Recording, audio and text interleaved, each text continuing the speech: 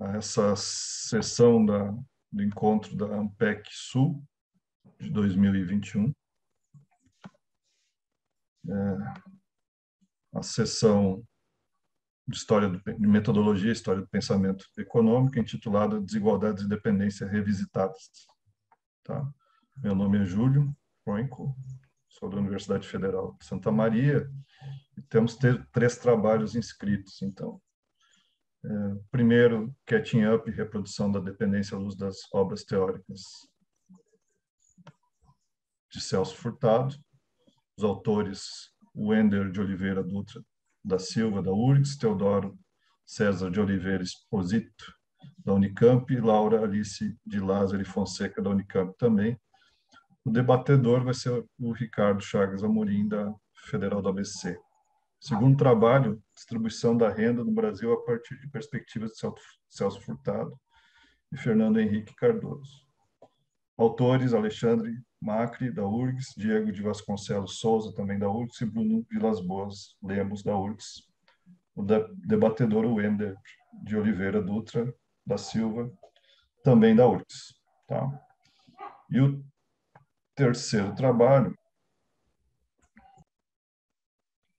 Problema Econômico na América Latina, Emprego e Desenvolvimento, e Nação no Pensamento da CEPAL, de 1950 a 70, do Ricardo Luiz Chagas Amorim, da Federal do ABC. Tá? O debatedor, Alexandre Macri, da URGS. Certo? O que tem esses trabalhos que estão reunidos aí nessa mesa, né? Todos buscam, digamos assim, discutir, voltam ao estruturalismo, digamos assim, latino-americano, discutindo problemas do desenvolvimento, certo? Mas sempre, me parece que os 3 têm esse ponto comum, além de estarem preocupados com os problemas do subdesenvolvimento, tá? E entre eles a desigualdade, problemas de emprego, etc., mas eles têm um olhar de buscar aprendizados, né, e acumulações já havidas para repensar a realidade. Então, não é uma simples volta, certo? Mas é uma leitura, isso me parece que é o comum entre os 3, visando pensar o agora, tá? O que é muito pertinente, tá? Então, sem mais delongas, eu cumprimento a ANPEC, a Universidade Federal de Santa Catarina, pela organização do evento, certo? E passo, então, ao primeiro trabalho, Catching Up, reprodução da dependência à luz das obras teóricas de Furtado, com a apresentação do Wender, é isso? Certo? Isso. Então, por favor, Wender, 15 minutos para sua apresentação. Primeiramente, bom dia. Meu nome é Wender. Estarei apresentando o artigo Catching Up, reprodução da dependência à luz das obras teóricas de Celso Furtado. Os coautores são Teodoro César e Laura Alice, ambos da Unicamp.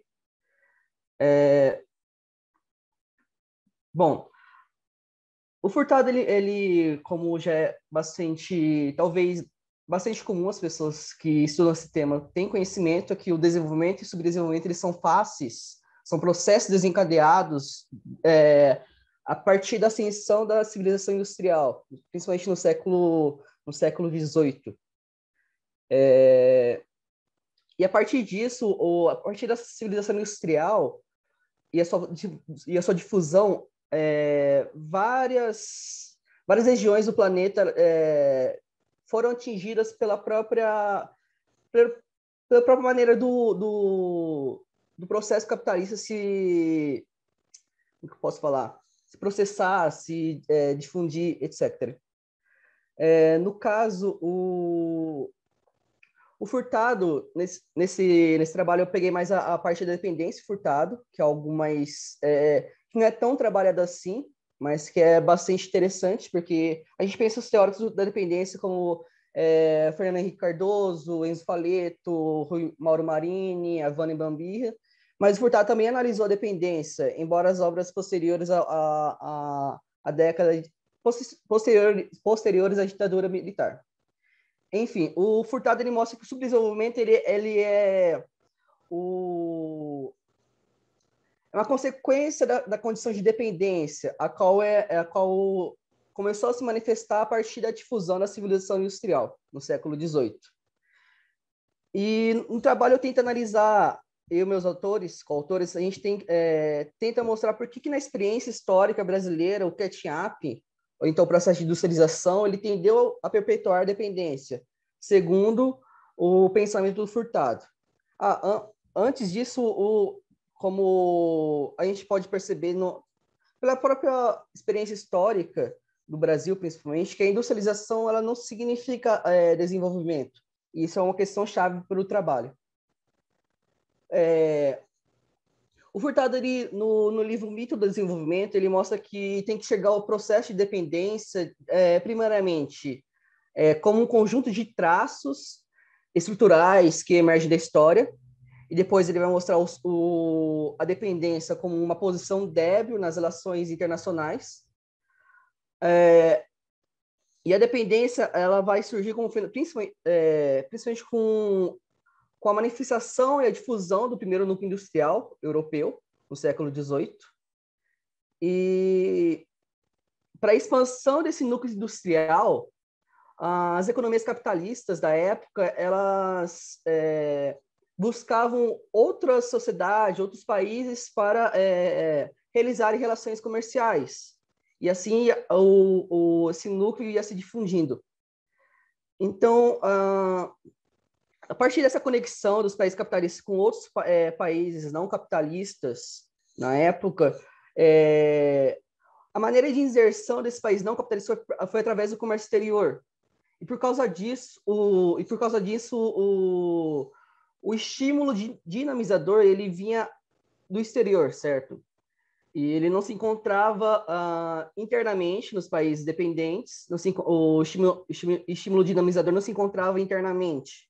Ele não era causado pelo desenvolvimento das forças produtivas, mas sim por pactos externos decorrentes do processo de acumulação capitalista nos países desenvolvidos, nos países adiantados, etc. E por causa disso, essas economias periféricas, essas economias dependentes, elas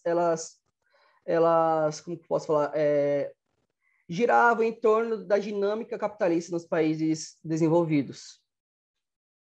Por conta disso, o modo de consumo, principalmente daquela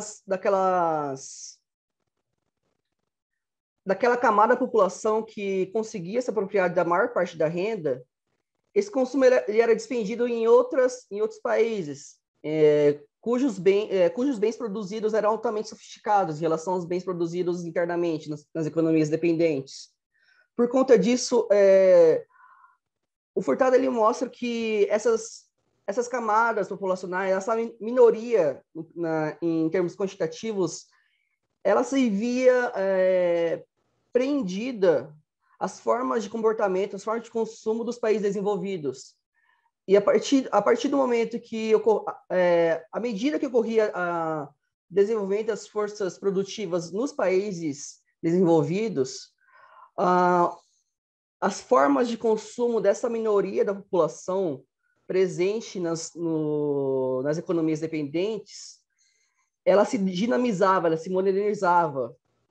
Consequentemente, o Furtado ele mostra que o subdesenvolvimento ele é a exteriorização dessa divergência entre a demora na reprodução, na acumulação reprodutiva, resultante da forma de inserção no sistema de divisão internacional do trabalho, a qual era orientado principalmente para a produção de bens exportáveis, e o dinamismo da demanda, que é proveniente da penetração dos padrões de consumo do centro, muito porque essa minoria que retinha grande parte do excedente proveniente do setor externo, do setor agroexportador, ela expendia sua renda nesses bens que eram produzidos nos países desenvolvidos, certo?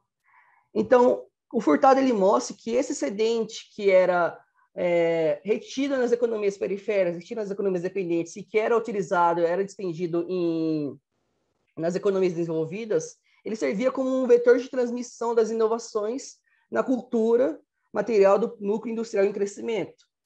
Por conta disso, as economias dependentes são dependentes por causa da relação entre essa minoria, que detinha grande parte do excedente e que dispendia conforme a dinâmica da acumulação capitalista nos países desenvolvidos.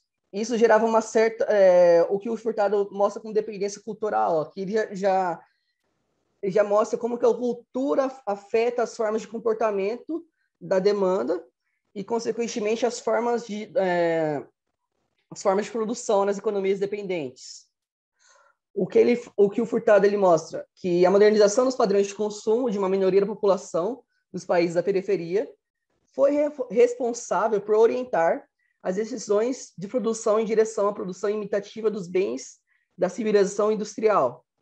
E, diante disso, fora desvinculada dos sistemas de forças produtivas pré-existentes, uma vez que a estrutura produtiva periférica estava orientada à produção de bens primários exportáveis de baixo conteúdo tecnológico.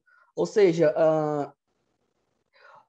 essa minoria da população que detinha grande parte do excedente, ela não despendia no mercado interno, fazendo com que não houvesse um incentivo à produção de bens mais sofisticados.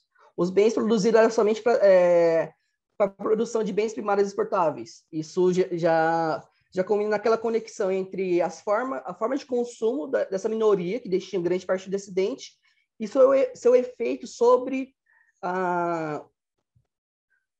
o modo de produção nos países dependentes. É claro que tem a questão de que, na época, no século XVIII, século XIX, a produção de bens primários exportáveis era mais lucrativas. Então, isso também é um fator que incentiva a produção de bens primários exportáveis. A partir dessa primeira visão, desse primeiro entendimento da dependência, do subdesenvolvimento, a partir dos efeitos da difusão da civilização industrial, o Furtado mostra que tem que entender, na segunda leitura, a dependência como uma posição débil ou subordinada nas confrontações que conduzem à fixação de preços internacionais e, por último, determinam a proporção do excedente gerado pela divisão internacional do trabalho.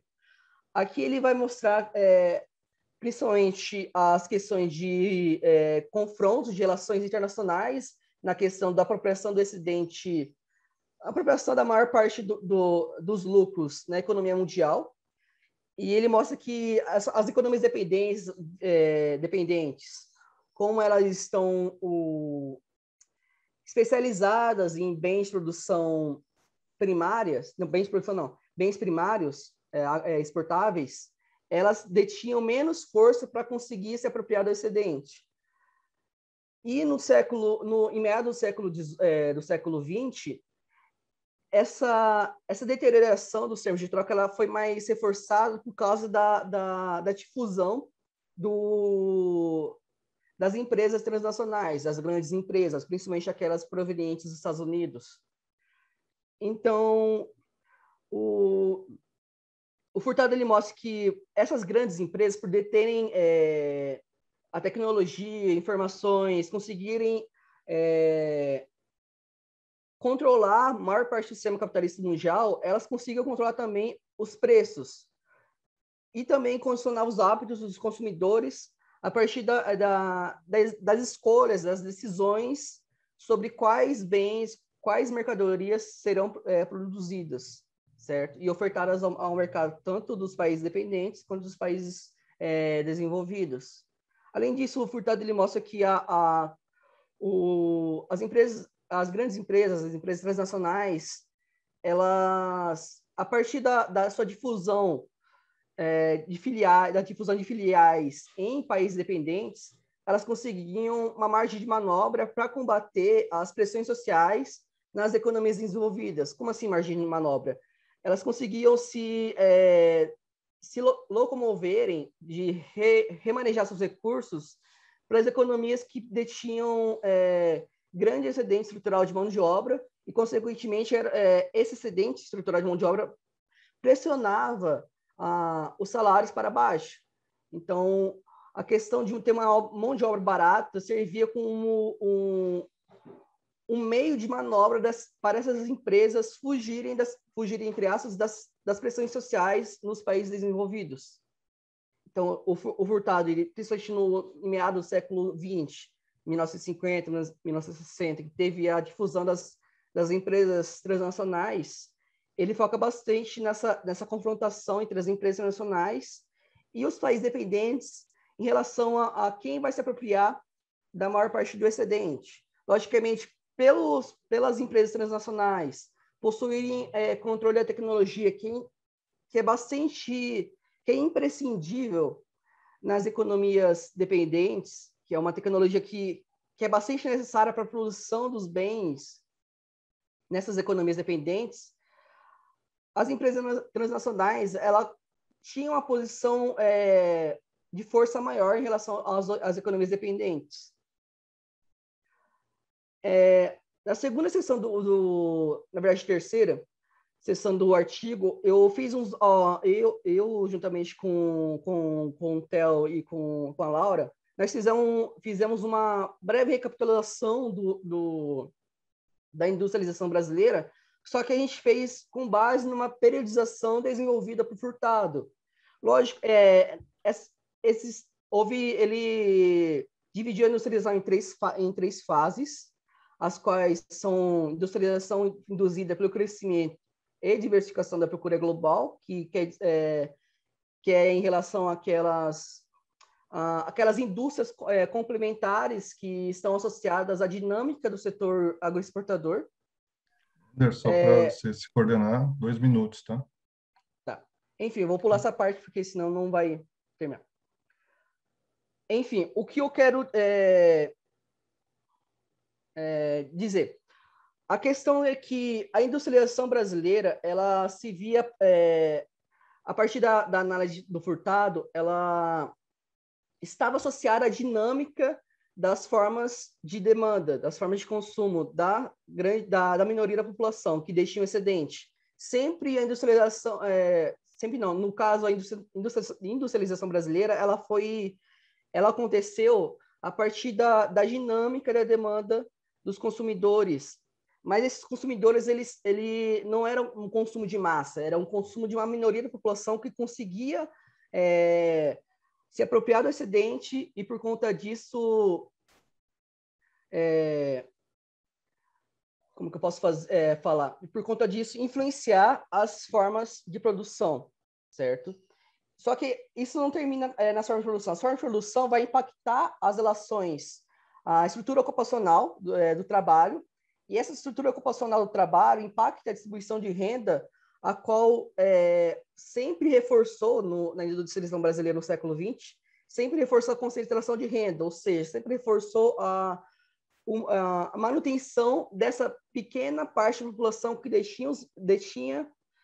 que conseguia se apropriar da maior parte do excedente e, por conta da sua modernização de demanda, influenciar as formas de produção da economia capitalista no Brasil. Bom, eu pulei várias partes, mas, enfim, acho que eu consegui expor o núcleo duro do artigo. Muito obrigado. Obrigado, Wender. De imediato, Ricardo, por favor, seus comentários. A primeira coisa, muito obrigado por dar a oportunidade de comentar o trabalho do Wender, do Teodoro e da Laura. Primeiro, porque é um trabalho que tem um grande valor em trazer para reflexão para a gente uma coisa que está sempre pendente nas nossas questões de desenvolvimento. Está sempre em discussão, está sempre recolocada e, portanto, é muito importante que a gente tenha um fundamento e volte a pensar nisso, até para pensar o futuro. Inclusive, ontem o professor Paulo Nogueira Batista fez um programa, uma live exatamente sobre isso, Wender, chamando Celso Furtado para pensar o futuro do Brasil de novo, o que foi muito bacana, foi muito legal. Bom, mas indo na discussão, que a gente tem pouco tempo, bom, primeiro parabenizar vocês, né, pelo trabalho, foi muito, muito interessante ler, muito legal ver a discussão voltar a ser um tema importante para as nossas reflexões. E nessa mania de ter um texto interessante para ler, Eu rabisquei tudo, né? Tem essa mania de rabiscar tudo. Depois, se quiser, eu mando para vocês os meus rabiscos. Sei lá, às vezes ajuda, né? Quem sabe? Enfim, de qualquer modo, é uma mania minha, não repara. É assim mesmo. Eu comento para mim, comento para vocês, eu faço bagunça lá dentro. Rabisco tudo. Não é longe dos detalhes, que isso é coisinha que a gente discute depois com mais detalhes, agora não tem tempo. Eu queria fazer uma coisa mais interessante. Queria fazer 2 comentários só e uma sugestão um pouquinho mais de fôlego, se vocês me permitirem. Bom, primeira coisa que me chamou a atenção, Wender, vou chamar os dois comentários primeiros, né? Uma coisa que me chamou a atenção, eu fiquei com uma sensação um pouco engraçada. Me corrija se eu estiver errado.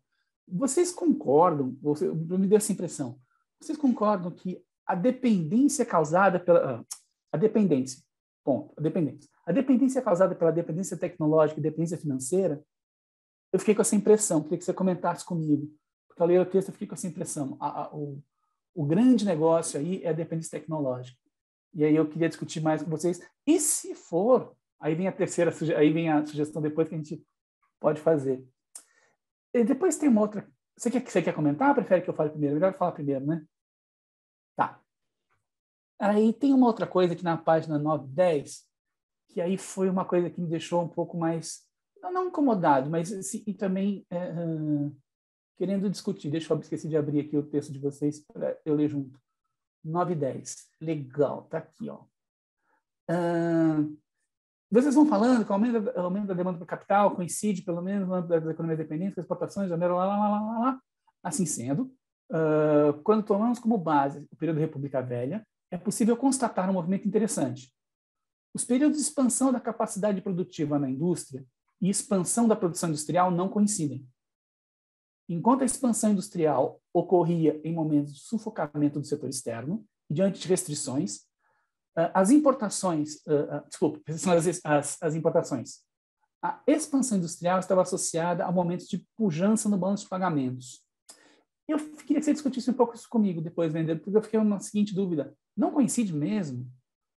Porque a gente repara, pelo menos se a gente olhar o Suzigan, que quando a gente está falando do período de crescimento industrial, né, que ele chama, é diferente um pouco, de crescimento industrial pré-30, você está falando em que quando o café vai bem, quase todas as atividades correlatas vão bem, inclusive aquelas que atendem ao mercado interno. Então, tem aí uma choque de interpretações que me deixou um pouco em dúvida. Eu queria que você discutisse comigo, porque se for, é uma coisa muito interessante e nova. E aí eu queria que você aprofundasse um pouquinho para a gente. E aí a sugestão? Esses 2 comentários, né? E a sugestão. A sugestão é a seguinte, em algumas partes do texto, vocês, até talvez para reforçar as ideias, colocam de modo semelhante ideias já debatidas antes, né, ao longo das sessões anteriores, o que é uma forma de reforçar conceitos, é bem legal até. Mas como o espaço é curto, né, eu queria te sugerir, não sei se vocês... Wender, super livre, só uma sugestão que eu acho que ficaria muito mais legal. E claro que vocês vão fazer isso com brilhantismo. Em vez dessas repetições, colocar alguns autores que contrapõem Furtado, que vão discordar dele um pouco. Não, às vezes nem bater de frente, mas vão dar uma interpretação um pouco diferente. Francisco de Oliveira, acho que seria muito legal vocês incorporarem, né? Porque ele vai bater, ele vai ter uma interpretação diferente, ele vai dizer que, olha, a manutenção da renda com Getúlio Vargas não é o determinante do processo. Getúlio Vargas tem muito mais, não é? Como ele mesmo diz, ele muda o leito de acumulação de capital, né? O Francisco de Oliveira falando, não é a questão só da demanda. E aí, quando vocês ficam no Furtado, parece que vocês concordam com essa linha de interpretação. E aí é legal colocar um contraponto. A Tavares também, talvez, uma pessoa que seria bem legal, principalmente naquele artigo dela que ela fez com Serra, Além da Estagnação, que é um artigo que está naquela coletânea que você mesmo citou lá, da substituição de importações ao capitalismo financeiro. Isso é legal. Tem um livro que é muito novo, esse não deu tempo nem de ver, Wender, mas é legal porque contrapõe um monte de coisa dos autores mais clássicos, que foi lançado recentemente pelo professor Alexandre Barbosa. Não sei se você conhece Alexandre Barbosa. Alexandre Barbosa é um professor do IEB, da USP, e ele escreveu esse livro lançando agora. Eu estou aqui com ele porque eu estou lendo agora. Está aqui a marquinha, não sei se vocês estão vendo. Está aqui a marquinha. Esse aqui é o livro do Alexandre. E ele é novinho. Se não tinha tempo de vocês lerem, inclusive o artigo de vocês foi inscrito, provavelmente, no Congresso, antes do livro ser lançado. Não tinha como ter acesso. E ele faz esse livro aqui, uma discussão bastante legal, porque ele pega, a partir do Rômulo de Oliveira, ele rediscute a problemática do desenvolvimento, do pensamento desenvolvimentista no Brasil, inclui Celso Furtado nessa discussão. Então, ele faz um esforço muito grande, inclusive de reinterpretar relações de governo, sociedade e periodizações do que foi mais determinante. É bem legal, porque contrapõe, né? E aí enriquece o teu trabalho. Achei que seria muito legal. Por fim, última sugestão, sem qualquer pretensão, apenas porque eu achei que seria legal, achei que ajudaria. Tem um livro que é uma organização, né? Do Reinert, do Jomo, eu nunca sei se é Jomo que fala, mas do Jomo e do Reinert, que chama The Origins of Development. E o artigo é de um cara chamado, eu também não conhecia, fala Mushtaq Hussain Khan. É um cara bem importante na discussão sobre desenvolvimento. E o artigo chama The Capitalist Transformation. O que é legal nesse artigo do Khan? É que ele vai exatamente fazer uma rediscussão do papel dos países periféricos e dos países ricos, mas colocando o quanto os países periféricos são colocados nessa posição de periferia pela força. Não é só uma relação comercial. Uma questão de força e também de informação da própria, que tem a ver com a dependência, né? Da própria ideologização das classes mais importantes, mais decisoras desses países, e que, no fundo, ele diz o seguinte: olha, o que os países ricos fazem, os países pobres podem fazer, que é a produção industrial. Tem condições, é só ter o maquinário. Agora, o que nós temos, os países pobres têm, os países ricos não têm, que são questões, são itens de absoluta escassez natural. Eles não têm ferro, eles não têm níquel, eles não têm cádmio, eles não têm de acha 4. Então, o que ele quer dizer? Olha, essa posição inferiorizada dos países mais pobres não é nem automática, nem natural, nem apenas econômica. Tem muito mais aí na discussão. O que é muito legal para discutir essa discussão que o Celso Furtado discute, né, da dominância que os países mais ricos têm sobre os países mais pobres a partir do momento que a gente se insere de maneira subalterna na industrialização que eles estão puxando. Então, sim, é uma sugestão, né, Pedro? Ver se vocês gostam, discutem aí. Isso é uma coisa que eu queria só compartilhar com vocês, que, para mim, quando eu li, achei muito bacana, achei muito interessante, mudou um pouco a visão que eu tinha das coisas. E aqueles 2 comentários, queria que você fizesse um pouquinho um aprofundamento para nós, porque eu fiquei em dúvida. Era só isso. De resto, parabéns. Bem legal pela escolha do tema, bem legal o esforço que vocês fizeram de reflexão. Ajudou a gente a pensar. Obrigado. Sobre a primeira pergunta, Ricardo, se a dependência é causada pela dependência tecnológica e financeira, o Furtado ele mostra que é tecnológica e também cultural. Primeiramente, tecnológica porque essa minoria da população que se apropria do excedente, ela despende sua renda em bens produzidos nos países avançados, países desenvolvidos. Mas por causa... isso ocorre por quê? Porque as economias dependentes elas não possuem controle da tecnologia. Por não possuírem esse controle, elas não conseguem produzir, não conseguem internalizar na época, não conseguiu, na verdade, meios de produção para produzir esses bens mais sofisticados. Então, o Furtado associa a dependência tecnológica e a dependência cultural. Aí a dependência financeira vai vir depois, por causa das remessas de lucros para as empresas matrizes, por causa da relação entre exportações e importações, etc. E sobre a segunda pergunta, na real, eu não tinha percebido, porque eu acho que tem um erro de escrita, porque fala sobre o período de expansão da capacidade produtiva e expansão da produção industrial não coincidem. Aí eu falo, a expansão industrial ocorreu em momentos de focamento do setor externo. Isso é por causa da desvalorização do câmbio, por exemplo. E diante das restrições às importações. Aí eu repito, a expansão industrial estava associada a momentos de pujança no balanço de pagamentos.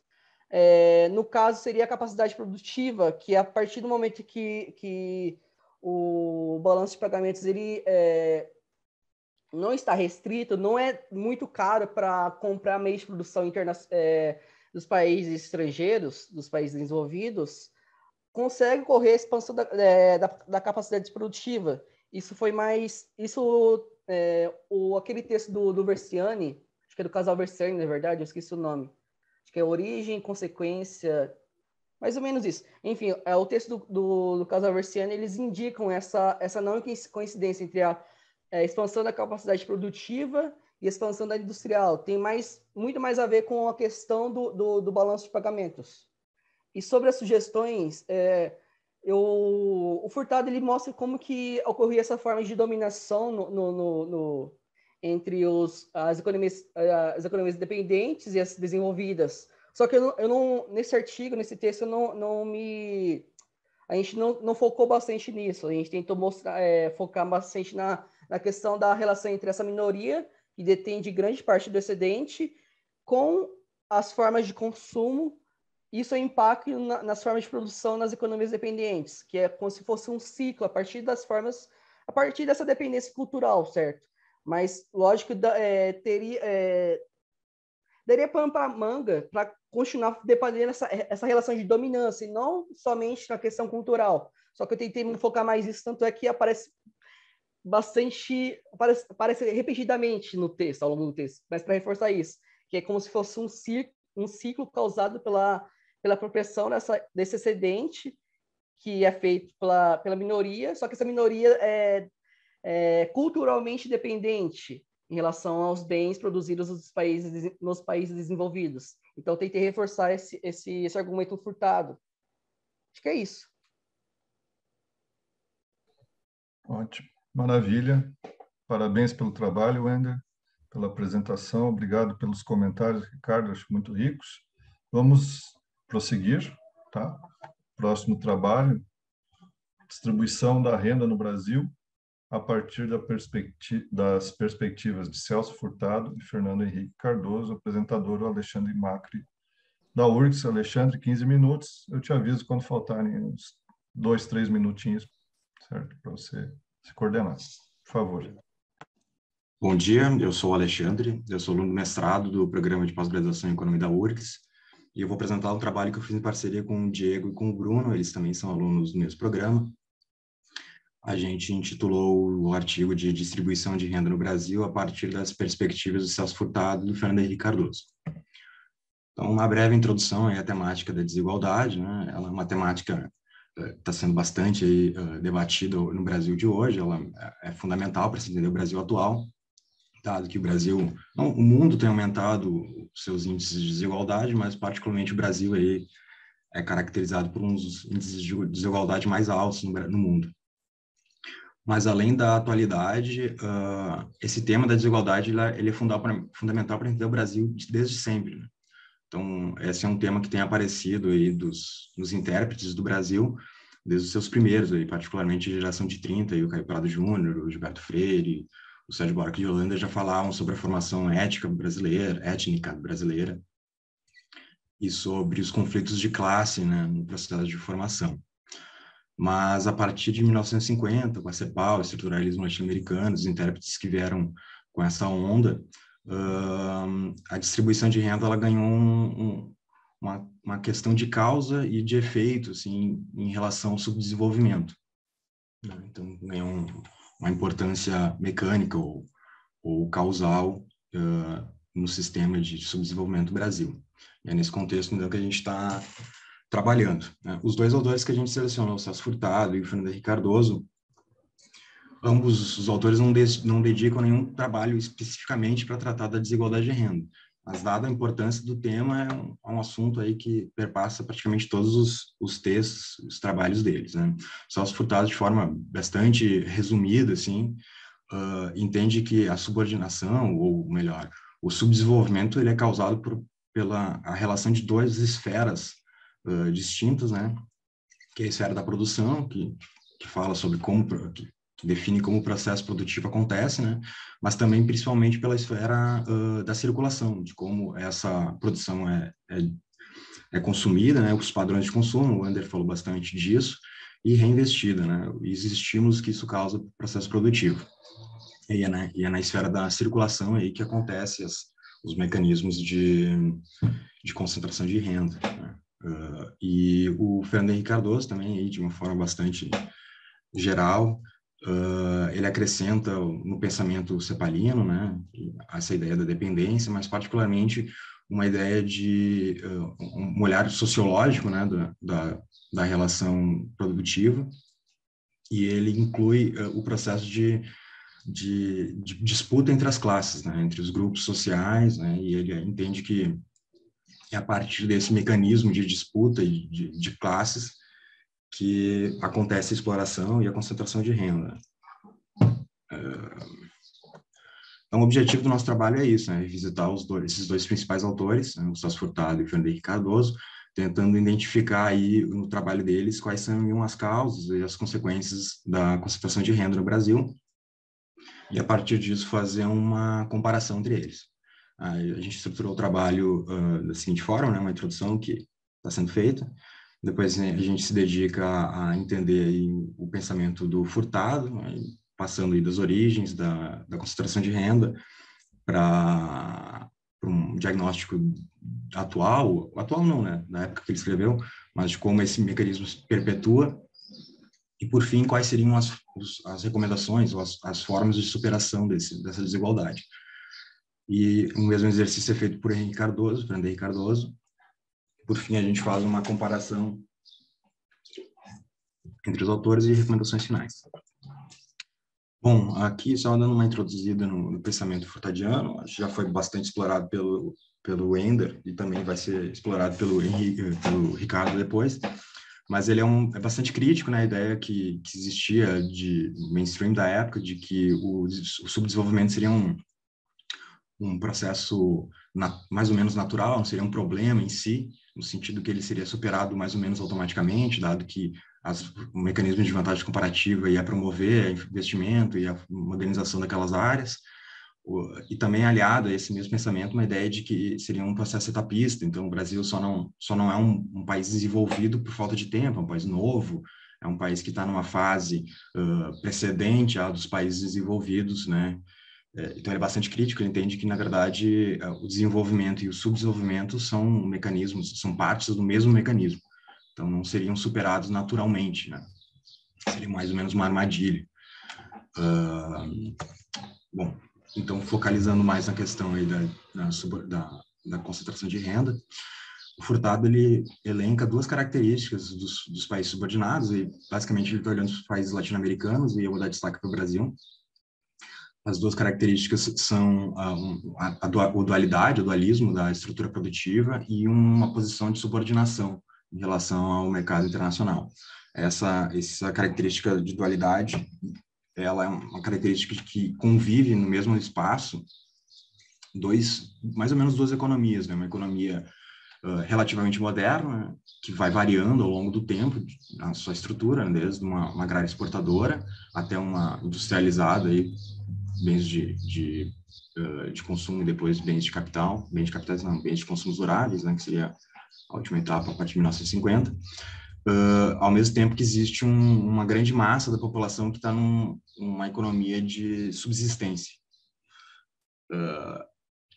E aliado a isso, existe uma subordinação, né, como o Ender falou, que reflete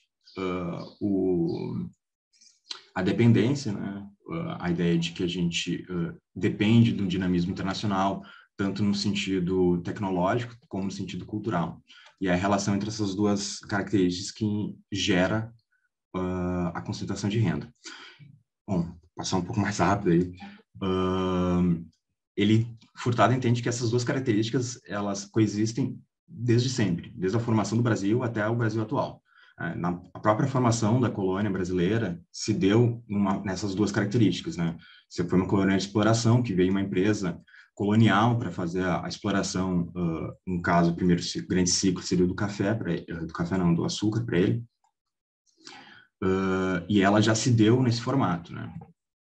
Passando rapidamente pelos três principais ciclos que ele destaca, que seria o do açúcar, que se deu dessa forma, onde o engenho era um grande capital e que ele não tinha uma correlação, ele não proporcionava a economia ao seu redor, né? O ciclo do ouro, ele meio que minimizou um pouco essas questões, porque existia uma certa mobilidade, criou-se uma classe média em volta da extração do ouro, mas dado o limite do período do tempo e também está voltado para fora, não foi capaz de promover um crescimento endógeno brasileiro. O ciclo do café parece que voltou um pouco ao processo de estrutura do açúcar, um pouco menos intenso, dado que o café pode ser produzido com menos capital, mas mesmo assim, dada a abundância de mão de obra e de terra, não promoveu aí o aumento da produtividade. Mesmo depois de 1930 e 1950, que são dois pontos importantes aí de virada para o Celso Furtado, também vai ser para o Henrique Cardoso, não foi suficiente para quebrar essas duas características, né? O Celso Furtado ele faz um destaque aí, a ideia de que a acumulação ou concentração de renda, ela não necessariamente ela é sempre ruim para o processo de acumulação, e ela é particularmente importante nos processos iniciais de acumulação, o que seria a acumulação mais primitiva ou pré-capitalista. Mas depois do capitalismo moderno, industrial, a concentração de renda acaba por limitar o dinamismo da economia. Então, seria um dos mecanismos de manter o Brasil na subordinação. Esses mecanismos dúbios seria a modernização, né? A ideia de que o Brasil dá subordinado, ou ele tem um setor moderno que produz para um grupo específico de consumidores de alta renda no Brasil, e esse consumo ele é complementado com a importação de bens externos, e o que é produzido aqui é produzido com tecnologia importada, poupadora de mão de obra, que libera mão de obra.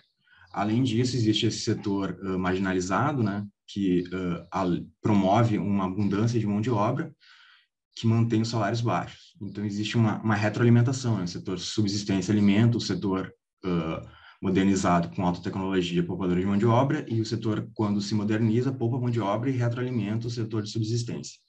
Então, esse sistema faz com que o trabalhador mantenha-se numa posição de baixa capacidade de barganha, com pouca pressão sobre o aumento salarial. Bom, e o que seria, então, as soluções para o Celso Furtado? Seria a ideia de que, como superar isso, né? Ele entende que o sistema capitalismo moderno, ele acontece, o desenvolvimento acontece, a superação do subdesenvolvimento acontece a partir do aumento da produtividade, e essa produtividade ela é impulsionada pelo aumento salarial. Essas duas atividades elas se retroalimentam, né? A pressão sobre salários vai aumentar o processo produtivo, e o aumento da produtividade permite o aumento salarial. Então, seria essa a ideia. A gente precisaria de um processo de modernização do processo produtivo, né, ou atualização da estrutura produtiva, que busque ampliar o mercado nacional, promovendo endogenamente o desenvolvimento tecnológico. Essencialmente, seria incorporar os trabalhadores na economia nacional. Né? Passando aí rapidamente pelo pensamento do FHC. O FHC parece que, em certo sentido, avança esse pensamento cepalino, até por vir depois, e o que ele se propõe, dado que a formação sociológica dele, é incluir mais elementos no debate. Então, ele acaba focalizando essencialmente nas relações sociais. Ele entende aí que as relações econômicas, elas são relações de dominação de classe, né? Dominações sociais. Em última instância, são políticas, né? São relações políticas. Ele é um principal, talvez o principal, mas um dos principais teóricos da dependência, né? E ele busca entender, diferente dos autores anteriores, ele busca entender o que tem de particular na sociedade brasileira que permite essa dominação, essa subordinação, e impede que o desenvolvimento aconteça, né? E uma das principais características que ele levanta aí para que essa dominação se permaneça, perpetue essa dominação e principalmente essa exclusão, é uma relação de classe, é uma aliança entre as classes. E ele entende que esse seria um dos pontos importantes para se entender como existe um alto nível de concentração de renda e marginalização no Brasil. Ele reconhece que existe um mercado estreito no Brasil, mas ele entende que isso não seria, de fato, um problema para o desenvolvimento capitalista. Né? Isso só implicaria em uma forma específica de desenvolvimento capitalista. Ele entende que seria uma lógica, que é da própria lógica do capitalismo, criar contradições. Né? Ele cria, destrói e recria contradições. Então, essa contradição de existir uma exclusão não é necessariamente um problema ao modo capitalista, e isso poderia se perpetuar. Né? Com certeza seriam 3 minutos. 3 minutos, sim. Tá. Faltam 3 minutos. Bom, vou passar essa parte aqui. Então, ele entende que que esse sistema de industrialização que aconteceu principalmente a partir de 1930 fortaleceu o empresariado e promoveu uma nova aliança atual, né? Passa de uma aliança agrária exportadora para uma aliança industrial exportadora, em que ele se alia com o capital estrangeiro e promove um sistema de exploração diferente, né? Com a aliança do capital estrangeiro e com o capital estrangeiro aliado com o capitalista nacional, com os militares e com a produção agrária, assim, de forma geral, para que se movimente um sistema ali que ele chamou de estilo maligno de desenvolvimento, em que não existe a propagação da inovação tecnológica. E ele destaca que o processo para superar esse tipo de situação tem que estar essencialmente focalizado na capacidade de luta entre as classes, né? Ele entende que não seria um problema específico de subdesenvolvimento, essa estrutura, mas é um problema geral do capitalismo. Então, todo o capitalismo ele tende ele pode promover a concentração de renda e deve se focar na luta especificamente de cada economia. Ele fala que nos países desenvolvidos, olhando principalmente o período de bem-estar social da década de 50, 60, 50, 60, 70 e 80, na Europa, que seria o aparato público capaz de promover assim, essa harmonia social. Então, a perspectiva dele é essa, né? Seria mais do que uma reforma técnica da economia, seria uma reforma política, né? E seria através da luta de classes, e ele entende que seria essencialmente a partir de uma democracia participativa, que todos participassem, que fosse um processo mais de harmonia entre todas as classes, que poderia promover a igualdade ou minimizar as desigualdades. Então, passando rapidamente para as convergências, é bastante as convergências entre os atores, né? Até pela proximidade das escolas deles, né? Os dois reconhecem a dependência de subordinação e o caráter histórico dessa dependência, entende que a economia brasileira é dividida em mais ou menos duas partes, né? Uma produção mais ou menos avançada e uma produção mais ou menos subsistência, entende a importância do período de 1930 e 1950, apesar de que esses períodos de modernização não superaram a dualidade, o dualismo, né? Reconhece a importância do setor industrial como elemento propulsor do crescimento e entende que é através do dinamismo interno, né, que se pode promover um desenvolvimento mais equânime. Esse desenvolvimento é a partir da produtividade do trabalho, seria uma engrenagem-chave, e eles entendem a importância do Estado como um elemento central nesse processo. E também, bom, só um destaque aí que os dois são críticos ao como o processo aconteceu em 1970 e 1980, né, no período militar. E, de forma geral, algumas divergências entre eles. O Furtado é um pouco mais crítico na questão do capital internacional.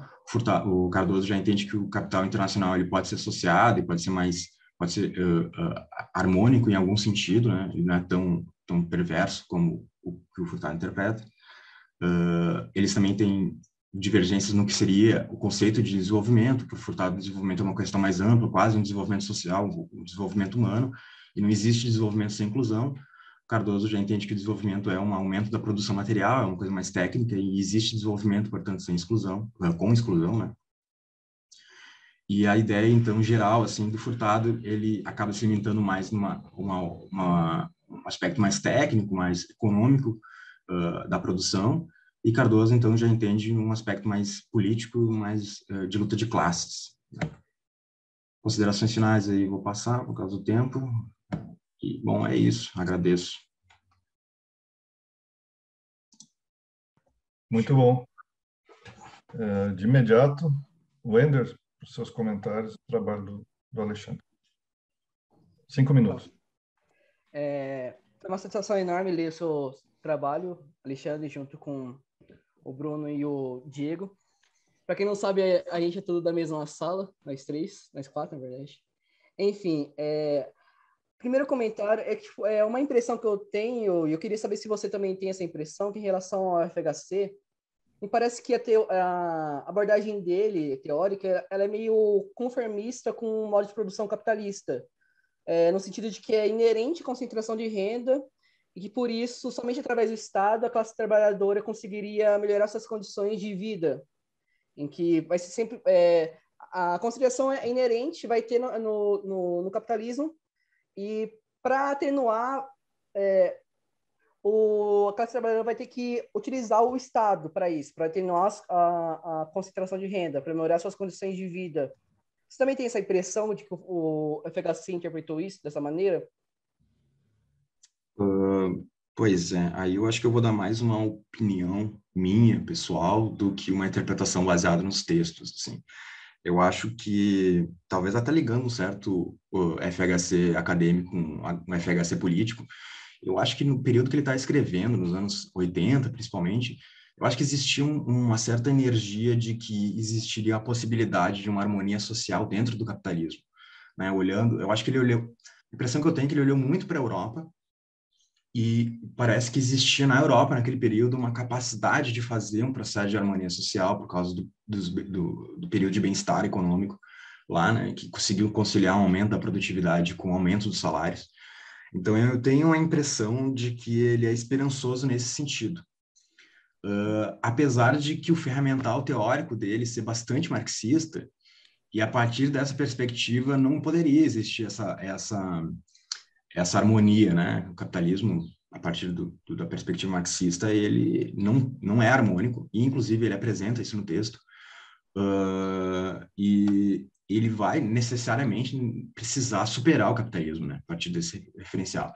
Então, eu não sei, assim, discutindo com o Bruno e com o Diego, a gente teve a impressão de que, principalmente nos últimos textos dele, começa a ter uma presença política, talvez.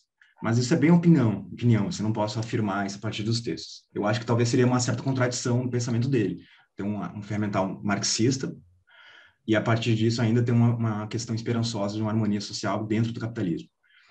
Mas eu acho que tem essas duas influências, assim, tanto da solução positiva na Europa, né, tanto como aproximação com a política. Mas não teria certeza, assim, dessa interpretação.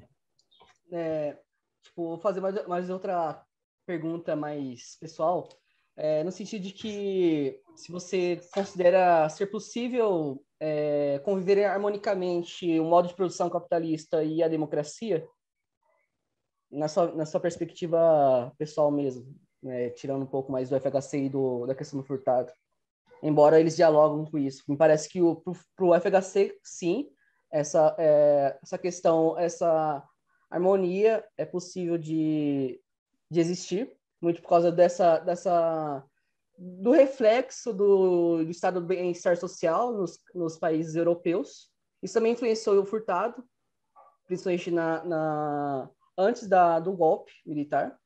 Mas eu gostaria de saber a sua própria opinião em relação a isso. E tem como o modo de produção capitalista e a democracia conviver harmonicamente?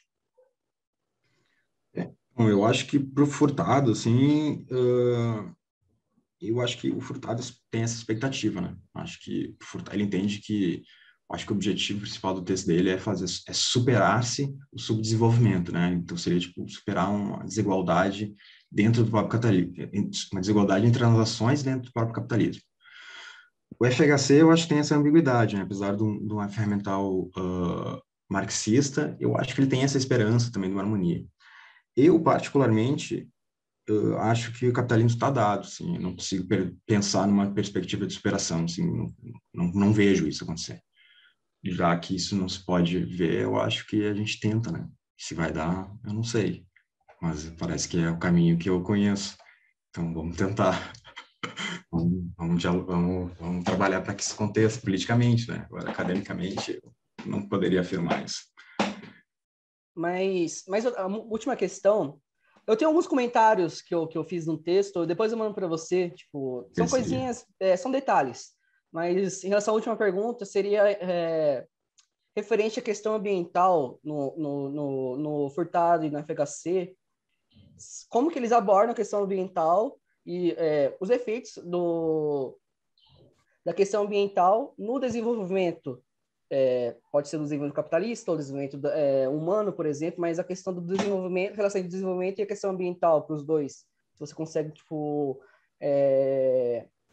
falar um pouco mais sobre isso, por exemplo. Não sei. Pois é, eu não fiz uma revisão profunda da literatura, assim, sobre a questão ambiental, mas eu acho que é um mérito dos dois autores trazerem esse ponto já, mais ou menos assim, tão cedo na literatura. Me parece que esse debate aconteceu, ganhou corpo principalmente depois desse período que foi escrito esses textos. Eu acho que o FHC, os dois reconhecem que existe um limite ambiental para o crescimento capitalista, e isso tem que ser levado em conta, apesar de eles não desenvolverem muito essa ideia. Mas eu acho que o FHC, o Furtado, ele reconhece. Parece que no Furtado precisa se aumentar o processo produtivo. Né? É uma coisa que é importante para superar esse desenvolvimento, o aumento da produção total. Mas ele reconhece que se a gente manter essa subordinação, ou seja, manter o padrão de consumo dos países desenvolvidos, isso não vai ser não vai ser sustentável. Mas eu não poderia dizer que ele dá uma solução ou nada, ele só, acho que destaca esse ponto. O FHC reconhece esse mesmo mecanismo, mas ele destaca que a produção material já é o suficiente para que a gente possa promover uma vida mais ou menos satisfatória para a população, dado que se possa redistribuir esses bens. Então, talvez para o FHC esse limite ambiental já é menos problemático, dado que já se tem essa produção. Mas, bom, acho que é isso que eu poderia contribuir em relação a esse ponto. Certo, encerro as perguntas e falas. Muito bom, muito obrigado pelo Alexandre pela apresentação, trabalho. Wender, pelos comentários. Vamos ao terceiro e último artigo, Problema Econômico na América Latina, Emprego, Desenvolvimento e Nação no Pensamento da CEPAL, 1950 a 1970. O autor é o Ricardo Chagas Amorim. Bom, primeira coisa, obrigado pela paciência de vocês me ouvirem, por estarem discutindo esses assuntos que são, para mim, são centrais, absolutamente centrais. Você está discutindo o desenvolvimento brasileiro, está discutindo o desenvolvimento dos países mais pobres, aqueles que mais precisam superar contradições, mais precisam superar problemas que afetam milhões. Então, só da gente estar aqui discutindo isso já me alegra profundamente. Então, obrigado. Obrigado também pela ANPEC, obrigado pela organização do evento, por nos permitir estar aqui. A discussão que eu fiz nesse texto, senhores, é uma discussão já antiga, uma discussão que já não é tão nova, mas eu queria destacar essa questão que, por vezes, passa despercebido quando a gente fala de CEPAL, principalmente no seu período mais clássico, dos anos 50 e 70. Não vou ficar entrando em detalhes, porque a gente sempre extrapola o tempo, a gente sempre vai além do que precisa, sai correndo no final das contas e não consegue o que a gente queria alcançar. Mas, basicamente, qual é a ideia que está aqui nessa discussão? Tem uma hipótese que fala claramente que nós estamos discutindo aqui uma relação no pensamento cepalino que estabelece que há uma vinculação entre desenvolvimento, geração de emprego e formação da nação. E essa discussão para esses meninos tem muito a ver com o momento específico que a gente está vivendo, que eles viveram naquela época, não é? Eles estavam vivendo um momento de transformação mundial, e não só mundial, também brasileiro. Aquele momento era um momento em que, no pós-guerra, a problemática do desenvolvimento vem à tona, surge uma nova disciplina na economia, que é o desenvolvimento, e além dessa discussão que estava sendo feita, o próprio crescimento econômico se torna sinônimo de desenvolvimento naqueles anos, inclusive por causa da própria Revolução Keynesiana, inclusive pela própria questão que está a olhos vistos dos países mais ricos, que é o planejamento governamental para enfrentar a guerra, tinha dado instrumentos para o Estado enfrentar problemas que antes não tinham ferramentas possíveis. O sucesso do planejamento durante a guerra deu ferramentas para os Estados atuarem. Isso tudo conformou uma discussão naqueles anos que levou a uma ideia, a um projeto, ou se alguém quiser, até um ideal de superar as questões mais candentes dos países mais pobres, não é? Dos países mais sofridos naqueles anos, que no caso estávamos nós no meio. Bom, mas essa discussão toda que está vivendo lá não é só lá. O próprio país da América Latina, principalmente, vivia um momento de transformação muito grande, não é novidade, vocês todos já discutiram, vocês todos conhecem, que é o problema da industrialização brasileira pós-30. Não é? Os países da América Latina, o Brasil talvez tenha sido, talvez não, o Brasil é o país que mais avançou nesse processo. No entanto, outros países da América Latina mais importantes também conseguiram dar saltos em direção à industrialização, em direção à internalização da sua dinâmica produtiva. Está Furtado, como bem conhece o Ender, como bem conhece o Alexandre, enfim, não é novidade para ninguém. Mas está acontecendo lá. É um momento muito especial da história. Por isso, essa questão vem à tona com tanta frequência, porque é a questão da transformação. Isso é um resuminho histórico que eu fiz para mim mesmo, tempos atrás, para pensar, e está aí.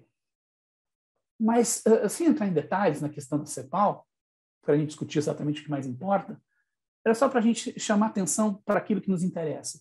Quando a gente está falando do pensamento cepalino, há uma clara identificação a partir de Prebisch dessa diferença que se estabeleceu por questões históricas entre os países ricos e os países pobres, praticamente incluídos na sua totalidade naquele conceito, naqueles dois conceitos mais importantes da CEPAL, que é a questão centro-periferia, centro e periferia. Bom, toda essa discussão que eles estabelecem nesse primeiro momento, nos anos 50, tem a ver com a identificação dos papéis desses países no comércio internacional e na subordinação dos países mais pobres à lógica e à dinâmica econômica estabelecida a partir dos países mais ricos. Não é? Estamos ali falando de uma situação em que, pela nossa própria estrutura produtiva voltada para a exportação, esse setor que dá o dinamismo da economia dos países mais pobres, no caso brasileiro, vou falar sempre de brasileira porque facilita o nosso referencial. Nós não tínhamos capacidade e nem possibilidade de alcançar desenvolvimento econômico, ou sequer o crescimento econômico, que naquela época era um pouco confuso, os dois conceitos estavam misturados. Qualquer avanço nosso levaria a uma situação de déficit externo, impedindo a continuidade do crescimento, impedindo a continuidade desse desenvolvimento. O que acontece? Essa relação de subordinação entre centro e periferia, no caso brasileiro, que vou colocar sempre em evidência, leva esses dois países a uma situação de um país absolutamente impedir o outro de alcançar o desenvolvimento. Nós estamos falando, portanto, que a condição subordinada, a condição periférica que se estabelece a partir dos textos do Prebisch, dá aos países mais pobres uma condição de impossível alcançar o desenvolvimento ou um crescimento sustentado a longo prazo na condição subordinada. É preciso superar isso. E para superar isso, eles não conseguem enxergar outro caminho que não o modelo já visto nos países mais ricos. Que modelo é esse? A indústria. A industrialização. E a industrialização, para acontecer aqui, é necessário que nós tenhamos uma forma diferente de organizar a economia, uma forma diferente de dinamizar essa economia, uma forma diferente de alocar os recursos. Portanto, o Estado acaba entrando como o único agente capaz de fazer essa mudança, que tem força para fazer essa mudança. Esse Estado, no entanto, só é capaz de fazer isso se ele carregar consigo uma legitimidade social muito importante, uma legitimidade social muito grande. E essa legitimidade social só poderia ser dada num país que está se reconhecendo como uma unidade e que essa unidade tem um objetivo comum. Ou seja, não falando de nação. Isso está embrenhado, está imbricado não. Isso está entranhado nos textos da CEPAL, principalmente nesse período. Nem sempre explícito. O Chico de Oliveira chama atenção para isso, o João Manuel Cardoso de Mello chama atenção para isso, o próprio FHC chama atenção para isso, mas está imbricado lá dentro, está tudo lá dentro não dito. Até porque é um órgão da ONU. Eles não podem, muitas vezes, fazer o seu discurso político ou o seu discurso de maneira muito clara. Traduz-se de forma técnica muitas coisas que são posicionamentos políticos lá dentro. Tem um texto da professora Bianchi em que ela coloca isso com muita clareza. Os textos do Prebisch, as suas falas, em muitos eventos, são falas políticas, não são falas apenas técnicas. Ali, ele como ele mesmo diz, né, ele como é que fala? Ele enfatiza coisas, ele dá mais luz, mais ênfase a uma coisa ou outra, dependendo da plateia. E isso é muito interessante. A professora Ana Maria Bianchi coloca isso com muita clareza. Mas, enfim, é isso que está nessa primeira parte do pessoal da CEPAL. A questão é que quando chega os anos 60, passei direto. Quando chega os anos 60, a coisa muda um pouco, porque se percebe que esse crescimento industrial que alguns países já alcançaram não consegue superar aquilo que eles tinham imaginado, que era aumentar a produtividade da população como um todo, permitir melhores condições salariais para todo mundo e, claro, mudanças também na qualidade de vida dessas pessoas. Gente, importante chamar atenção. Esse pessoal do CEPAL não é economicista. É muito importante a gente prestar atenção nisso. Esse pessoal do CEPAL tem vários textos, e alguns deles mais recentes, alguns prefácios, alguns outros textos, um prefácio que o Prebisch escreve para o Otávio Rodrigues, naquele livro Teoria do Subdesenvolvimento, em que claramente ele posiciona, o Rodrigues o ataca de economicista, e no prefácio do mesmo livro o Prebisch se defende, é muito legal. Ele faz uma crítica à leitura do Rodrigues sobre o posicionamento economicista. Está por trás dessa mudança toda, imagina, um empoderamento do pessoal mais pobre. Isso significa mudança de posição social, isso significa mudança institucional também. Essas pessoas vão empurrar para uma mudança institucional, vão exigir poder, vão exigir democracia, ou uma forma de participação de poder qualquer. Então, não é apenas uma... A gente lê os textos do Prebisch no primeiro momento, pensa que é uma coisa mais economicista. Não, está por trás ali mais do que isso, que aparece em outros textos que não os mais comumente lidos. Mas, enfim, vamos em frente. E se percebe que a questão da pobreza está fundamental na continuidade do processo de subdesenvolvimento dos países mais pobres, no sentido de manter a exploração da mão de obra, manter a baixa produtividade, manter a situação de desigualdade social brutal que vocês já falaram, o Ender já falou, o Alexandre comentou agora há pouco. Bom, aqui é um quadrinho que eu tinha feito para mim mesmo, tempos atrás, para me ajudar a pensar, mas nada demais, é apenas os novos conceitos que são agregados ao pensamento cepalino original dos anos 50, pelo pessoal dos anos 60, e pelo próprio Prebisch, inclusive, que vai mostrar que aquilo que eles tinham falado permanece, mas com uma roupagem nova, com uma nova forma de acontecer dinamicamente. Ele vai falar de estrutura fundiária, e por isso falar de estrutura fundiária vai falar que é necessário fazer uma reforma agrária. Ele vai notar que aquilo que o Ender chama bastante atenção no texto dele, há uma inadequação tecnológica profunda nesses países, no caso o Brasil é um dos mais marcantes, porque tem a indústria mais avançada, e tudo isso leva a uma absorção espúria da mão de obra, que significa o quê? Subemprego, desemprego disfarçado, que permite uma concentração de renda, que realimenta o processo de exploração dessa mão de obra, dando desigualdade social, permite rebaixamento dos termos de troca, portanto, permite novamente exploração centro-periferia, enfim, recoloca as condições, não é? já conhecidas nos anos 50, só que agora de uma maneira mais complexa, mais interessante do ponto de vista de uma economia moderna que já se industrializa, como é o caso da economia brasileira.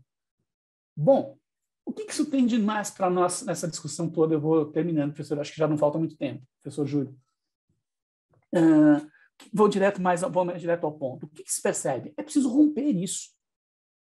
É preciso romper a subordinação centro-periferia. Enquanto não se romper essa subordinação centro-periferia, não é possível desenvolvimento. Portanto, é preciso que esses países se constituam não mais como cópias ou como prolongamentos das economias modernas, eu vou dizer, economias ricas, e se tornem regiões independentes, soberanas. E isso só se constrói com um reconhecimento político coletivo que surgiria com a formação da nação. Formar uma nação, ter força política, ter capacidade de direcionamento do Estado num caminho qualquer, exige que se construa, com um pano de fundo, que esses países sejam nações, não sejam apenas espaços territoriais, não sejam apenas países, sejam nações, que as pessoas se reconheçam, que as pessoas tenham dentro do seu território as decisões políticas nas suas mãos. Bom, isso vai ser o único caminho que está traçado. Por quê? Porque precisa mudar, porque precisa industrializar, porque o Estado precisa estar à frente desse caminho que tenderia a construir novas relações sociais, muito forte, novas dinâmicas econômicas que permitiriam a gente superar a condição subdesenvolvida, mas só com o rompimento dessa relação subordinada centro-periferia. O texto vai colocar um monte de elementos, vai argumentar, vai ter vários argumentos interessantes para a gente discutir esse tipo de abordagem, mas como eu disse para vocês, essa discussão toda sobre a CEPAL, que está, como diz, como pano de fundo dos textos mais importantes, textos mais clássicos, já tinha sido percebida já há muito tempo pelos autores mais famosos da nossa leitura social. Chico de Oliveira, FHC, João Manuel, um monte de gente importante já tinha lido, já tinha reconhecido isso. Mas eu achei importante retomar esse tema recentemente, porque parece que as questões estão se recolocando. Parece que o Brasil caminha para uma perda de poucos laços nacionais que tinham sido formados, de reconhecimento de pares e de iguais, e caminha para um retrocesso de um país primário exportador, de novo, com formação falhou o termo agora, de enclaves sociais, de enclaves produtivos, de enclaves regionais. Então, por isso que eu achei importante retomar essa discussão, falar, olha, para nós caminharmos numa direção novamente de recuperação do país, parece que os separatistas estavam certos. Precisamos pensar a questão da nação.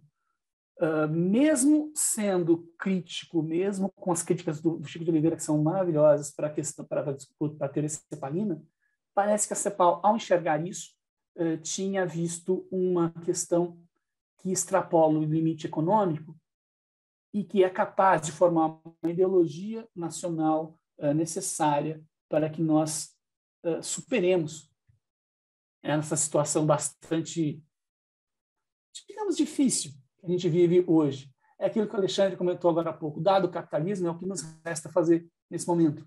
Superar dentro do próprio capitalismo algumas contradições que nos impedem de dar algum passo na direção de uma sociedade mais justa, mais igualitária. É o que está no texto, e tem só mais detalhes lá dentro. Muito obrigado. Maravilha, obrigado, Ricardo. Alexandre, por favor, 5 minutos para os seus comentários. Fique à vontade. Obrigado, professor. Primeiro, agradecer aí a oportunidade de ler o seu texto, professor Ricardo. E principalmente agradecer por ver essa palestra. Eu acho que uma coisa interessante desses congressos é que tu consegue conciliar a leitura do texto com a apresentação. Eu acho que é um tipo de complementação muito importante, né?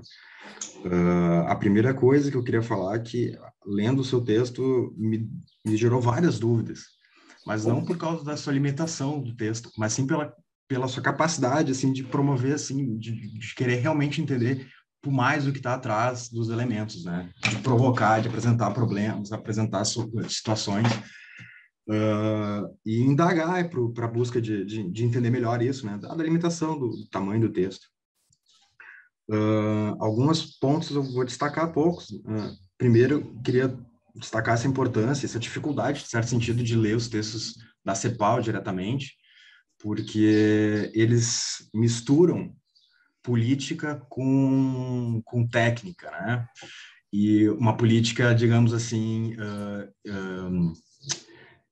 escondida, né? Uma política na parte de trás, dada a situação, né? Um órgão ligado à ONU e tal. Então, eles não podem expressar realmente, assim, as políticas que vão contra o pensamento hegemônico diretamente, assim. Tem todo um certo desafio nessa leitura. E destacar bastante isso, assim, acho que foi um exercício muito bem executado. Eu acho que os 3 textos conversaram bastante bem, né? Dá destaque particularmente essa questão do emprego, acho que conversa bastante com o texto, me senti bastante representado ali na leitura com a questão do emprego, do exército de reserva, essa questão de manter uma massa de empregados em uma situação de pior emprego, né? De emprego de baixa qualidade. Também me destacou muito essa questão do Estado e da nação. Acho que foram pontos importantes. Até então eu achava que acho que foi uma leitura importante destacar esses pontos, porque os autores que vieram depois dessa fase clássica destacaram muito esse ponto. Mas acho que foi uma sacada muito interessante destacar como isso já estava presente nos primeiros trabalhos. Gostei muito disso.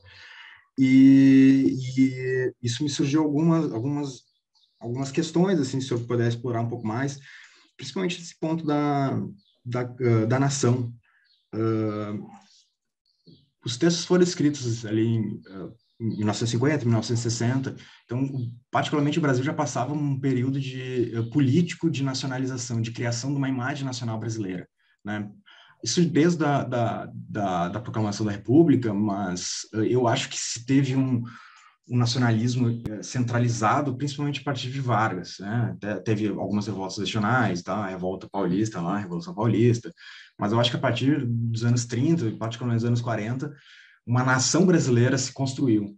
E aí a pergunta é se o senhor acha que isso influenciou, foi influenciado, o senhor acha que conversa com essa formação da nação a partir do pensamento da CEPAL.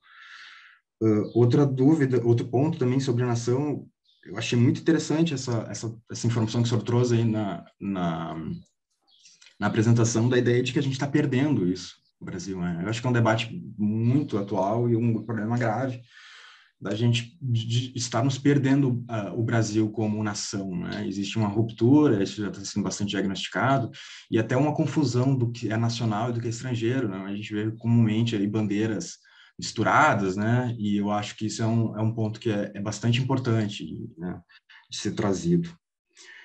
Outro ponto interessante, o senhor trouxe do Estado, a relação do Estado e da nação, né? E uma pergunta que me fez é, assim, qual Estado, né? Principalmente lendo o FHC traz essa ideia de que o Estado ele não é um agente isento. E eu não sei se o senhor acha que estava presente essa ideia de um Estado isento, porque me parece que as primeiras construções têm uma ideia do tipo assim, o mercado não é capaz de solucionar. O que mais tem além do mercado? O Estado. Então, é o Estado. Sem olhar para o Estado como um problema também, como contraditório. Não sei se o senhor vê isso também nessa leitura inicial da CEPAL. E aí uma pergunta que talvez seria uma possibilidade de inclusão no texto, que eu não conheço, sinceramente, assim, esse conceito de CEPAL clássica. O senhor apresenta o conceito de CEPAL clássica, mas, bom, eu consegui compreender que são os textos de 1950 e 60, mas eu não sei se essa classificação foi feita pelo senhor, se essa classificação ela já foi um debate feito antes. Eu acho que esse foi um ponto que talvez, se foi feito um debate antes, poderia ser legal a gente ter acesso a esse debate, porque parece um ponto importante, né? E até o que veio depois, né?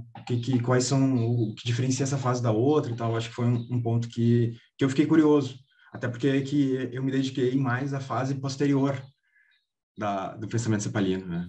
Então, ficou essa dúvida aí. Acho que são esses os comentários. Ricardo, se você... Obrigado, Alexandre. Ricardo, se você me permite, eu gostaria de emendar um comentário.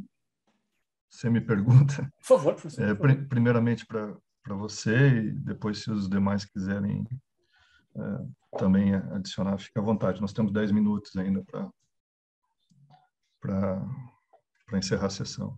É o seguinte, o que apareceu nos 3 textos é a questão, primeiro, da dimensão cultural como fazendo parte da discussão sobre desenvolvimento, a política também, certo? E as duas comentários assim, elas estão um pouco implícitos ou não tão desenvolvidas, né? Quanto à dimensão cultural, é importante para ter uma ideia de nação. Nação para além de território, para além de Estado.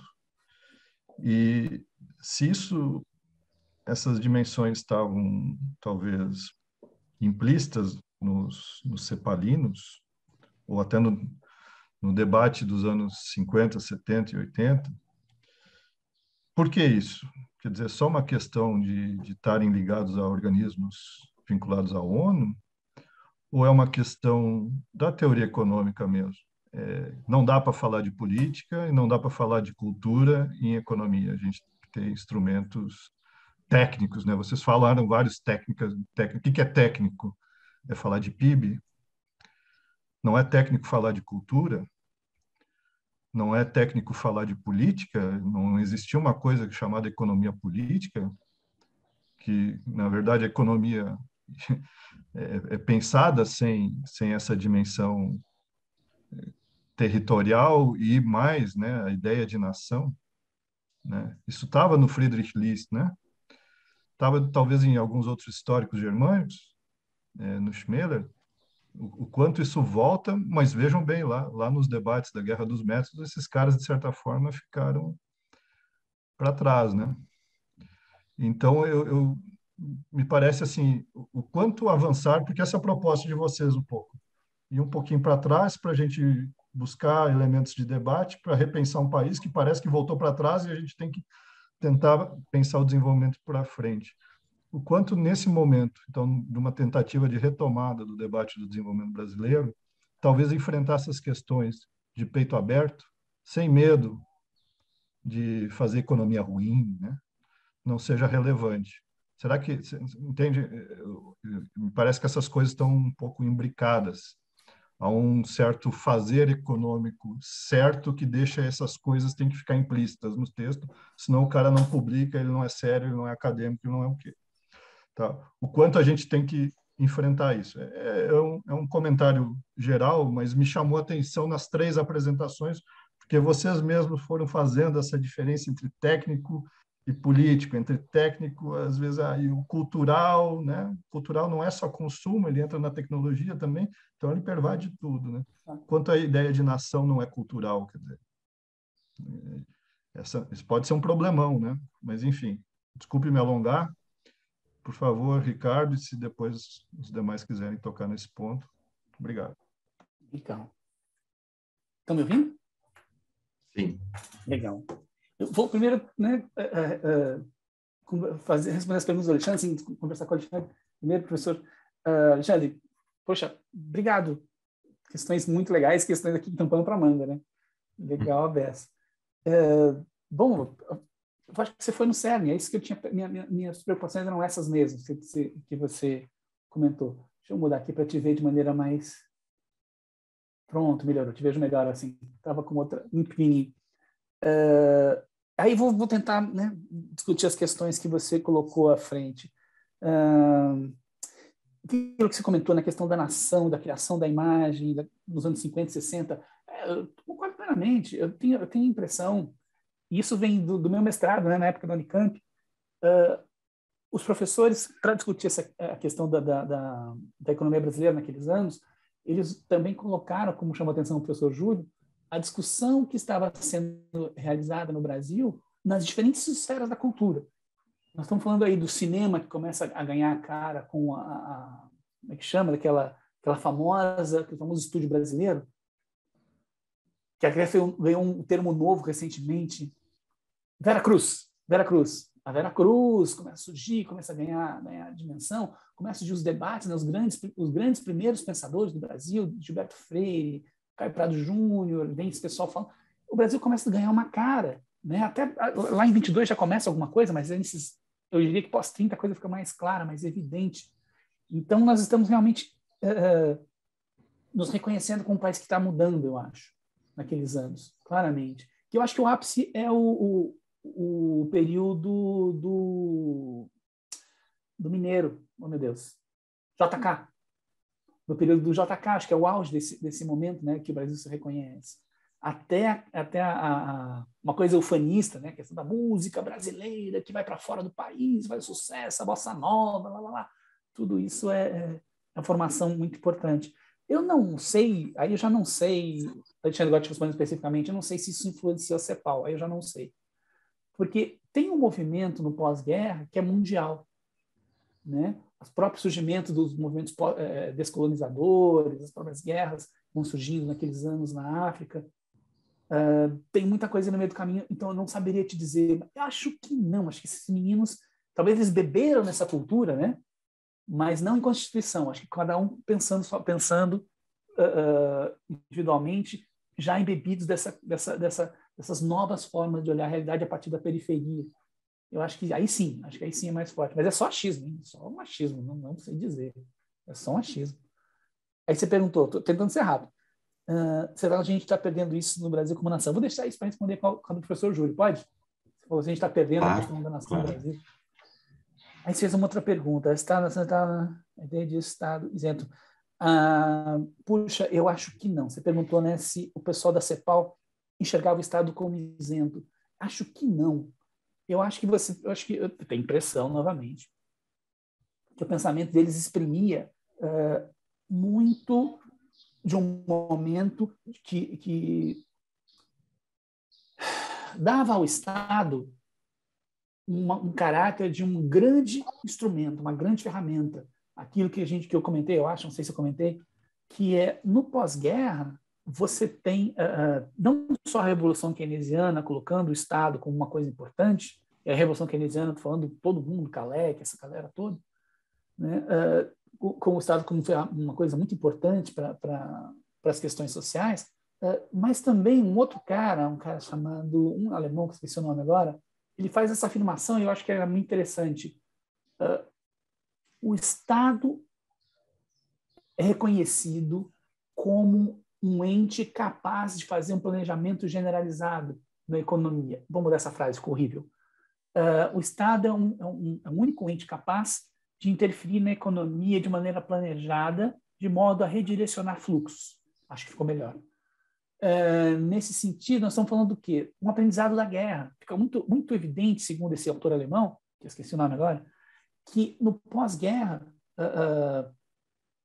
tinha-se, principalmente nos Estados Unidos, tinha-se percebido que o planejamento feito pelo Estado tinha dado não só condições de enfrentar um conflito armado, mas evitar que a economia entrasse em colapso naqueles anos de grandes problemas, não só no fluxo comercial internacional, mas também na produção interna do país. Então, eu acho que eles enxergam, a questão não é do Estado ser isento, mas era o grande instrumento naquele momento. O Estado não era reconhecido como isento, mas ele era a ferramenta mais importante. Caberia o controle sobre ele, caberia um controle mais democrático sobre ele, mas não era uma questão de isenção. Tenho essa impressão. Porque quando você pega o Celso Furtado, né? Celso Furtado é um que coloca isso com um pouco mais de clareza. Nem sempre explícito, mas está sempre implícito nele, que as políticas adotadas pelo Estado são políticas que têm, um momento ou outro, determinados interesses beneficiados por isso. Não é? E por isso o Estado não pode ser isento, naturalmente, a partir da própria interpretação do Furtado. Então, acho que eles não enxergavam isso, não. Acho que o Prebisch também não, naquele prefácio que eu já comentei sobre o livro do Otávio Rodrigues. Eu acho que não. E aí, por último, para terminar, que a gente está acabando aqui, você faz uma pergunta sobre essa questão da CEPAL clássica. Rapaz, isso, na verdade, é eu que inventei. Não que não tenha, sabe? Não que não tenha. Novamente, vários autores já comentaram, e eles colocam esses dois períodos, né, 50 e 60, são mais ou menos juntos, mais ou menos num bloco, mais ou menos ali, eles pensam, mas não mostram nenhuma ruptura importante entre esses dois períodos. E eu, por minha conta e risco, achei que dava para trabalhar com esses dois, até porque eu acho mesmo que a matriz, a coisa mais importante nesses dois períodos permanece.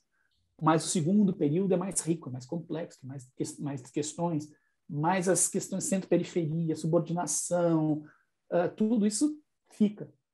Tudo isso é novo, perdão. Não, desculpa, tudo isso fica. O que é novo são os conceitos que vão se agregando nessa árvore. Então, chamar de CEPAL clássico foi por minha conta e risco. Mas é uma coisa que não é minha, não é criatividade minha, não. Isso já não é minha, não é mérito. Não tem mérito meu aí, não. É mérito de outros pensadores. Eu só aproveitei o gancho deles e falei, vou estar junto, porque acho que fica mais fácil de trabalhar. Foi só por isso, Alexandre. Mas acho que você tem razão. Talvez seja importante colocar um pouquinho mais o significado desse conceito, de onde veio, por que está ali, né? Acho que eu coloco um rodapé pequenininho, sem aprofundar. Você tem razão. Dá um belo artigo, me parece. Sozinho, só o tema, é? Não tinha pensado. Classificar assim de forma mais categórica, né? Pois é, não tinha pensado nisso, não, Alexandre, mas, poxa, não some não. Vamos conversar sobre isso. Não some não. O senhor tem meu e-mail. Deu a ideia. O senhor tem meu e-mail. Estou à disposição. Pô, legal, Alexandre. Some não. Vou pedir o teu e-mail para os meninos. Para terminar, vou comentar a questão do professor Júlio. Pode ser, professor? Professor, eu concordo com o senhor em gênero, número e grau. Aí você vê como a linguagem é traiçoeira, né? A linguagem é um troço traiçoeiro. Porque ela tanto pode esconder como te levar a interpretações equivocadas do que você está falando. Quando ela pode esconder, digamos, você intencionalmente esconde, como ela pode te levar a equívocos. É claro que que a gente comete um erro crasso quando fala questões culturais como não técnicas, né? Quando a gente questiona essa problemática toda, separando de uma ciência, né, econômica. Não tem cabimento isso, claro que não tem cabimento isso. A gente sempre tem acho que é um vício, né, do economista, de quando está falando das questões estritamente econômicas, é técnico. Um vício de linguagem. Talvez você nem pense assim, mas você fala errado. E isso leva a interpretação errada. Isso reproduz comportamentos e ideias erradas. Não sei se é errado. Eu acho que é uma longa tradição econômica que Eu vou ser defende mais exatamente isso. Defende sim, exatamente isso. Então, eu acho que é muito mais fruto, talvez, de um treinamento nosso. Eu não estou fazendo uma crítica a vocês. Estou fazendo uma crítica a nós. Claro. Nós enquanto corpo acadêmico. Tá? Então, não era essa a intenção. Para nós refletirmos. Não entendi de maneira errada, de jeito nenhum, por favor. Eu considero uma baita de uma contribuição até para ficar me observando, porque esse erro aparece, né? E como o senhor falou, é um treino, né? Mesmo questionando a estrutura econômica, o pensamento econômico tradicional, mesmo questionando a forma ideológica como ele se apresenta, mesmo questionando tudo isso, olha só, a gente vai e incorre no mesmo erro sem perceber. Tem toda a razão. A questão da nação é mais interessante ainda, que tem um livro do Hobsbawm que ele fala do nacionalismo, que é muito interessante, que ele vai falar, olha, não existe nação. Nação é uma questão ideológica. Né? E aí você vai começando a entender como é que vende-se e estimula-se compromissos dentro de um determinado território, sobre determinado estado, uma população que nem interessa essa questão, às vezes, o pessoal mais pobre, né? Geralmente vem de cima para baixo, vem pela educação, vem por outros caminhos. É bem legal. E isso, se isso não é questão política, não é uma questão técnica, eu não sei o que é. A professora tem toda razão, concordo, professor, plenamente. Eu acho que a gente tem que tomar mais cuidado. Vou me colocar nessa posição de tomar mais cuidado com isso. Porque, novamente, eu acho que a gente acaba sem querer reproduzindo exatamente aquilo que a gente quer criticar. E é um equívoco nesse sentido. Muito obrigado. Era esse comentário, gente. Se ajudou, fico feliz. Pessoal, maravilha. Nós acabamos de estourar o tempo aqui que nos foi dado. Não caímos ainda, então acho que estão nos suportando, né? A Solange deve estar ali escutando, deu uma esticada, mas não vamos abusar da paciência deles, porque eles têm a agenda do evento na sequência. Parabéns a todos vocês pelo debate, pela retomada, pelo compromisso com o desenvolvimento brasileiro, certo? Não só brasileiro, mas com o desenvolvimento, a ousadia de repensar que é necessário, o subdesenvolvimento, que ele pode ser produzido também, nós somos muito bons nisso, né? o que é horrível, mas então, parabéns pela coragem, certo? E também pela capacidade analítica que vocês demonstraram. Acho que foi uma sessão bem interessante. Vamos adiante, então. Obrigado pela atenção de todos e parabéns mais uma vez à ANPEC e ao pessoal da Economia da Federal de Santa Catarina pela organização do evento. Tá? Até mais.